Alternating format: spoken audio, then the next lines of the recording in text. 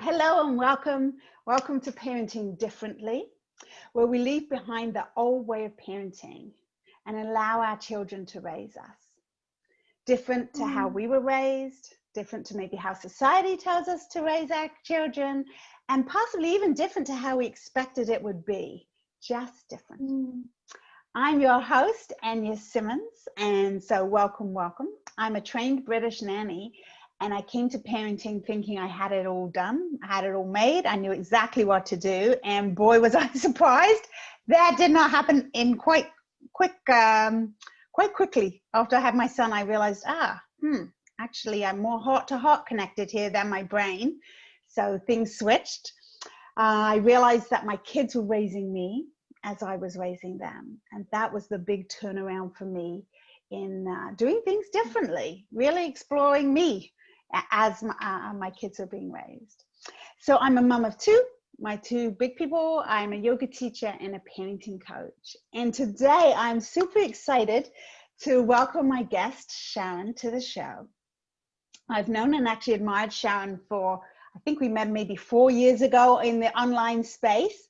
And she's a woman after my own heart as a pediatric nurse. And she has started this amazing, I don't even know, like it feels like it's bigger than what it is, a life miracle called the Caring Revolution, of really sharing from our heart what it is as nurses and as mothers and as people that we can make the changes. And you're the nurse I wish my kids had when they were little, that they had seen a lovely Sharon as a way of just feeling comfortable and knowing their choices and being respectful of their bodies. So welcome, Sharon. So happy to have you here. Oh, thank you so much. Thank you so much for having me. I'm really honored to be here with you. Fantastic. So thank you. You're welcome. You're welcome. Oh, you're definitely in on the Parenting Differently setup here in the conscious awareness of yourself, that you've realized that it's you that's the changing force here. So I love it. I'm happy you're here. Very happy you're here. So let's start with you're welcome. Let's start with our first question. Who are you and who are you mothering? Thank you so much. I love that question. So the who I'm mothering is probably easier than answering who I am. But basically, so I'm a mom, I'm a wife, I'm a nurse, I'm a nurturer, I'm a lover of life, and I'm mothering two fantastic children. So I have a son that's almost a teenager, 12-year-old Liam, and a 10-year-old daughter, fierce artist and very feisty little girl that's 10. Fantastic. So That I guess that's it. Yeah, that's Sharon in a nutshell. I love it. So little nutshell. Yeah, exactly. So I mean, I don't think the show's long enough for us to really everybody to say exactly, because we're so many layers, right? We're layers, and some days more this and some days more that. So I get it there. So Sharon, in your parenting journey, it's a bit of a tough question I'm throwing at you at the beginning, but that's what sort of came through. What are you uncovering about yourself as a parent?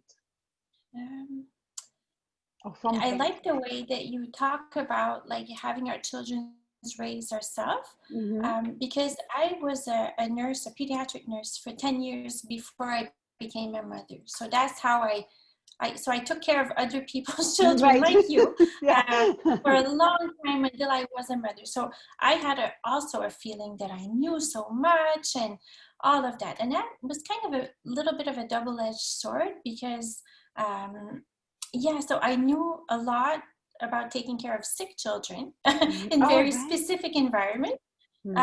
So I remember the first days we took our son home, and I was telling my husband, like, imagine like all the other moms, they don't know half of what I know, and it's so hard. Like, how do they do it? I was like,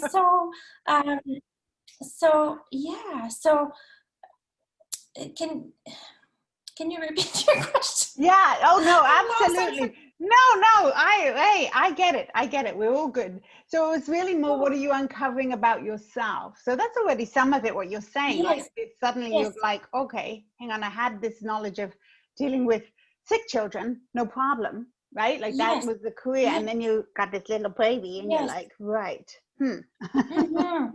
I guess what it is, coming back to the caring for Yeah. sick children, is the exchange between my nurturing them Mm-hmm. and them teaching me to become such a better person and Right. just more expanded in so many ways. So the exchange part I didn't have, and I learned Mm. through them, and I'm still learning. My God, like they're teaching me multiple times a day, many Yeah. things.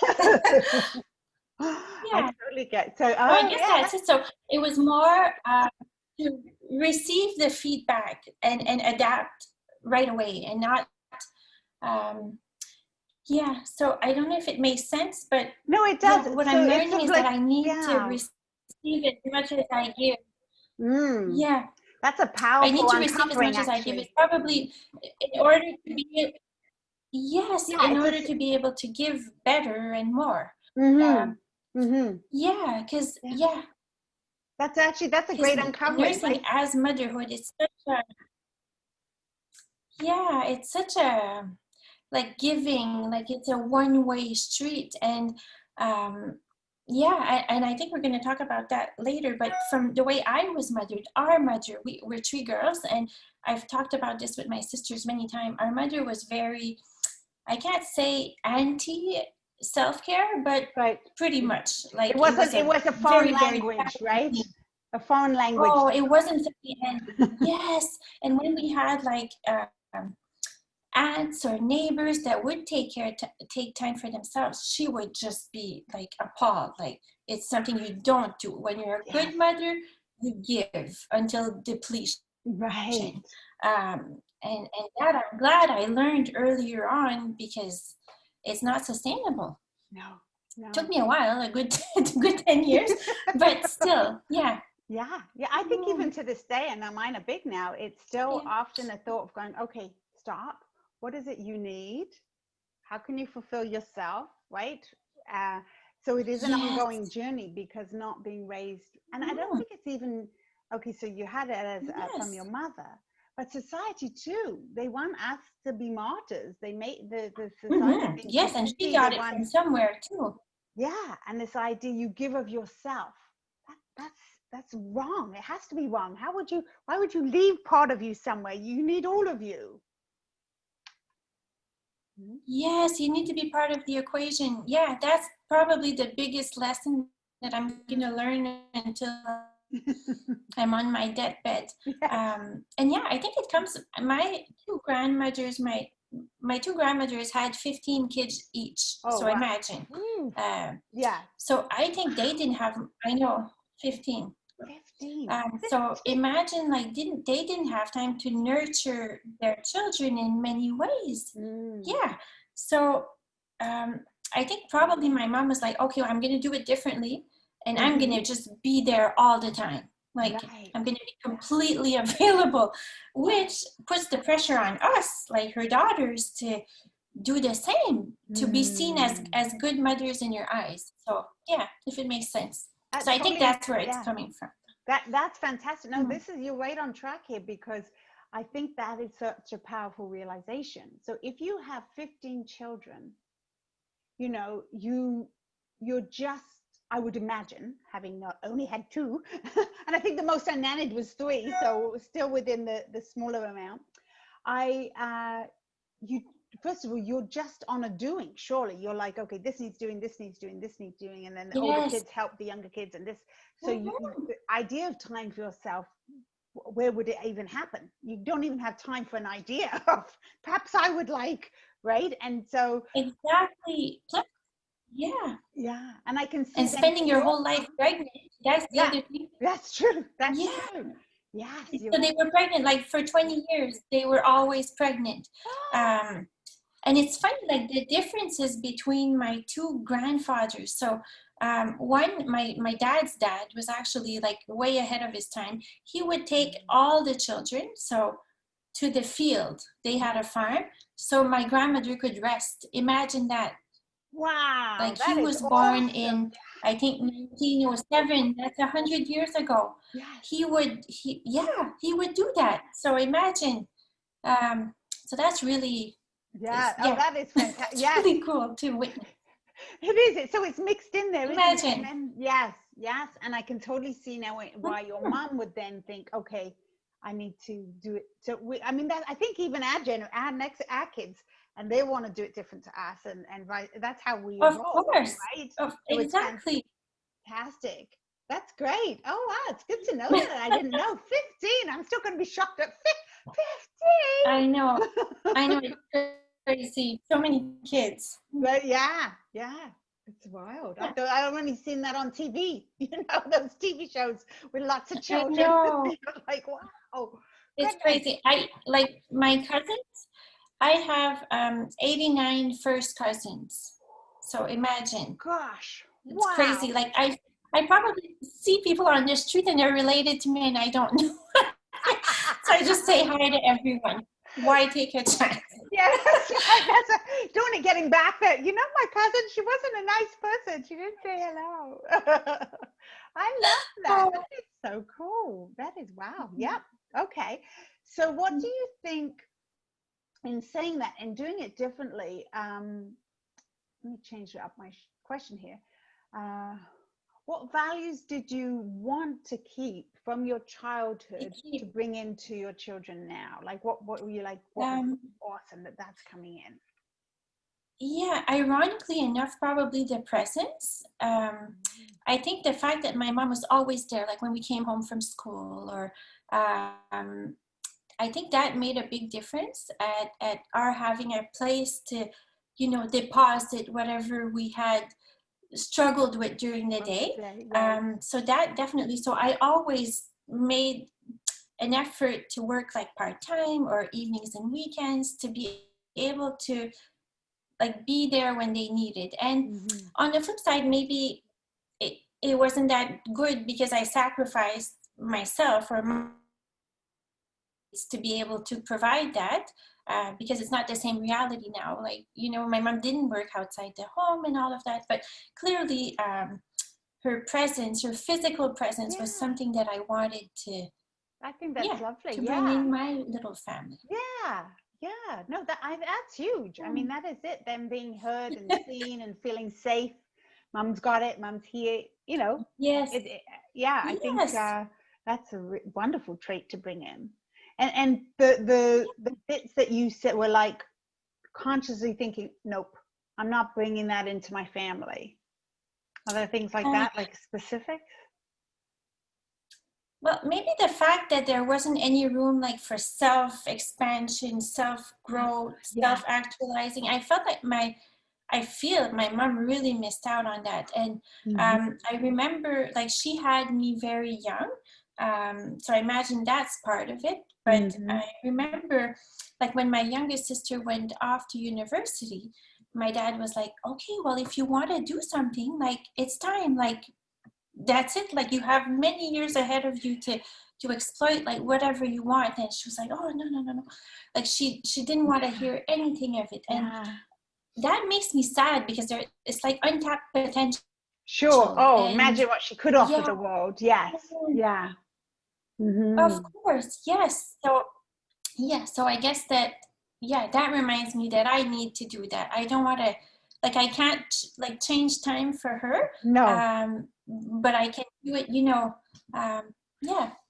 That's great. Wow. For my daughter. My children. Absolutely.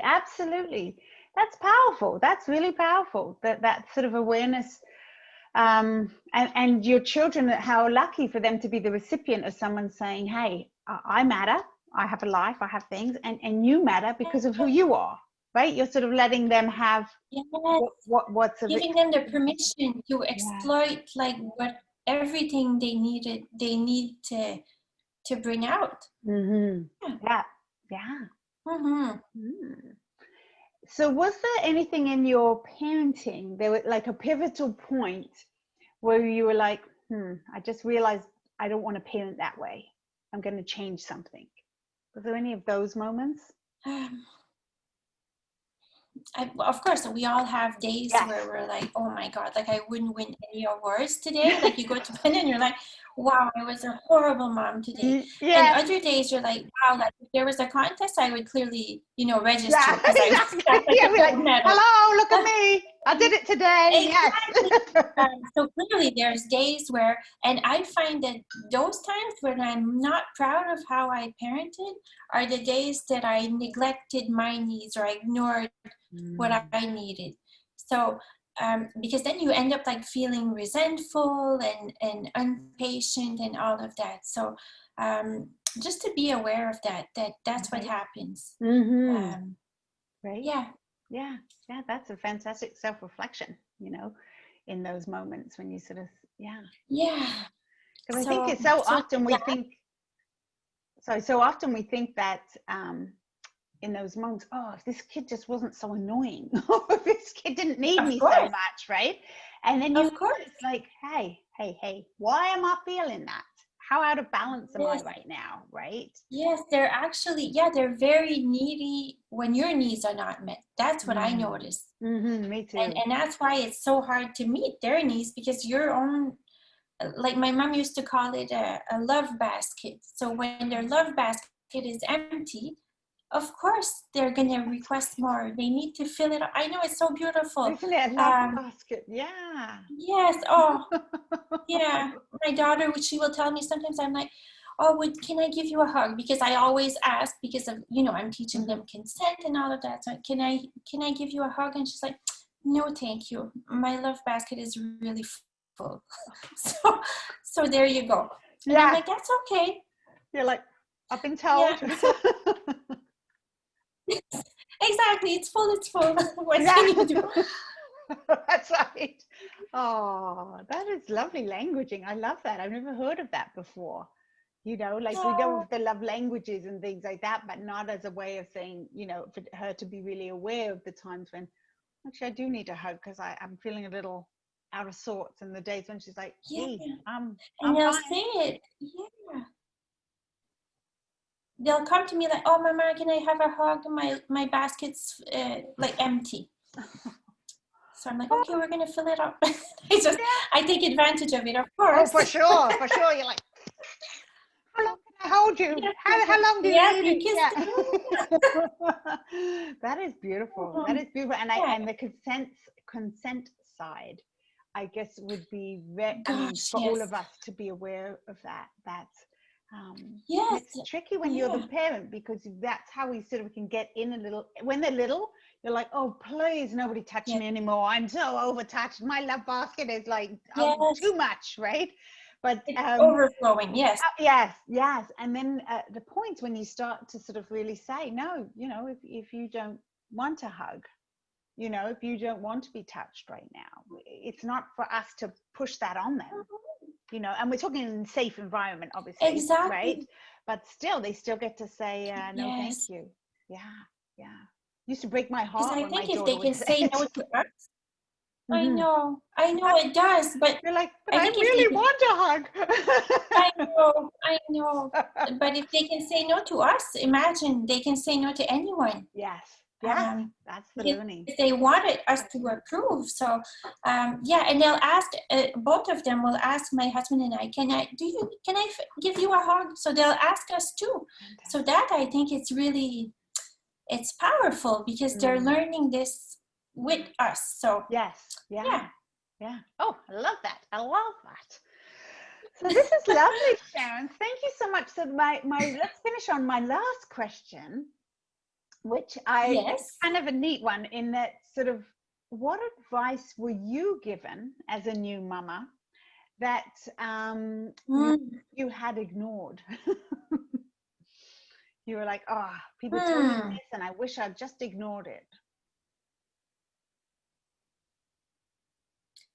You wished you had ignored it, or no? Yes. It's the you opposite. Wish you had. No, so say somebody was telling you, make sure when your children, make sure that you only feed them, you only pick them up when they cry, say something like that, or whatever it be. Like, when you're pregnant everybody has advice for you, right? Oh, you need to this, you need to this, you need to this. Okay. And then you have your baby and everybody's like, oh, Yes. you must do this, you must. And I found certain Yes. thoughts that you go, I sort of believed that. One for me was definitely Yes. self-care is not a thing, right? But even in Yeah. pregnancy with my children, you know, I sort of half believed I needed to do something. And then you'd be like afterwards going, I should have just ignored that. That is ridiculous. That didn't Yes. serve me. Yes. That's so interesting, because I think I was very confident in, maybe because of my history, I was extremely confident in my even values and things like that. So I'm very respectful of all views, and I tried to have, like, all the mothers that I've helped, even before I was a mom, I would make sure they would tap into that. I would tell them, the person at the grocery store is going to tell them your child's not dressed appropriately, just let you feel she's dressed okay, you're right. So I think because I had taught it so much, I actually believed it. So I would I think it sounds a little bit arrogant, maybe. No, I But think it sounds friggin' it's not. amazing. Like, I I'm think, like, poof, you hit me in the heart there, Sharon, because to have that. but as much as I doubt myself in many situations, with, I guess, my deep values, it's like it just can't go any other way. So so probably if there was one, it would be the thing that I have to meet their needs before mine. And I think I really did it when I hit a wall when I had my private practice, because then I didn't have as much time. So the only way that I could cut was on my sleep, my needs. Basically, I was like, okay, I'm just gonna make myself so small and visible that I can keep, so my kids are not punished because I'm giving it to the community so much. So yeah, so I don't know, if I don't have a specific answer about, No, like, but some I people. think it was a fantastic answer. It was like the other way of saying, you know, because you had been teaching it and just really, but that's amazing as a nurse that you were so in tune with even that side of things, of trust yourself, mom, you know, trust your intuition, you know, you I don't think have I to had take from everybody. yeah, no, because you know better. You, like, as a mom, you're the specialist. There's no one else. Like, we can work as a team, but I can't tell you what's right for you because I don't know. I didn't, grow this child. I don't spend 24 hours a day with him. And I think I had that. It probably comes from, I took care of many sick children, and their mothers were like, I can't even describe it. It's not like normal women. Like, they're Right. mind-blowing, fantastic. And they were always right. Like, they were always right. I remember instances where neurosurgeons, like world-renowned neurosurgeons, would say something, and the mom would be like, I don't think so. And he would be like, yeah, well, madam, I've been doing this for 20 years, and I think I'm right. And the mom would be, no, that's not it. And the mom was always right every single time. And that I remembered. I'm like, yes, so that is something extremely powerful that you need to trust. I think if you don't trust it, then well, then you get confused, you get everyone, swirled around. Yeah. yes, yeah, But what powerful yeah, teachers you had in your practice to teach you that, like, and yes, how incredible that you were able to yeah. have that before having children as a basis for I know, saying what a that gift. inner strength of a mother. I mean, I'd never Yeah, heard of that. That's amazing. it is. It's so powerful. And even, like, I worked with the sick children, but I also worked with the other, like, underprivileged moms, where they would, do heroin and all of that. But the fire inside, it was there. It was always there.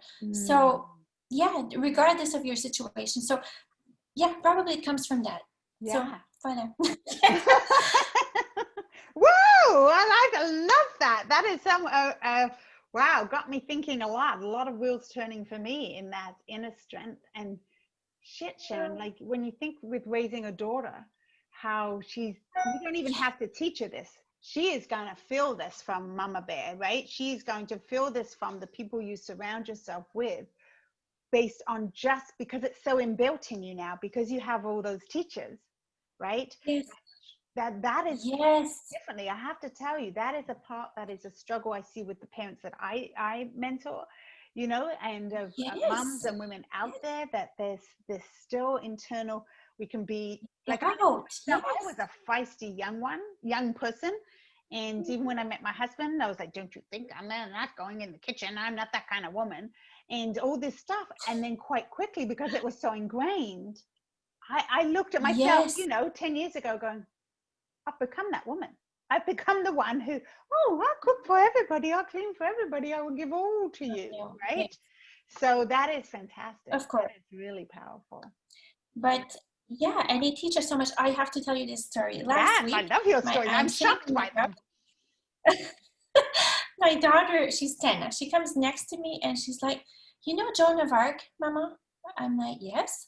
She's like, I said, what about her? She said, you know, when she said, I'm not afraid, I was built for this. She said, people say that it came, an angel told her this. She said, I don't believe that. It's not someone else that told her that. She knew it inside. So I was like, oh, okay. Yes. She's like, what do you think? I said, I agree with you. I think it came from her. She knew. And she was like, okay. And then she left to play. And you left there going, oh. I was like in shock. Out of the blue, I don't know what triggered it. Like, Joan of Arc, it's not an angel. She said, it's not something outside of her. It was inside. And I was like, oh my God. So you see, we have to listen. They know. They know. Yes, they are incredibly wise. Absolutely. Absolutely. Mm-hmm. Well, thank you so much, Sharon. This has been a real pleasure and a joy. I love it. Thank you. You're very welcome. You're very welcome. And when we post this, we will have all the ways that you can reach Sharon. And definitely keep your eyes open for this caring revolution that is growing and growing. There's stuff coming, yes. Stuff coming, I know. And we need that stuff. So thank you. Thank you. Thank you. And yes, it's been lovely having you. Thank you, Sharon. Thank you so much for doing this. So needed. Have a great day. Thank you, and you. Thank you.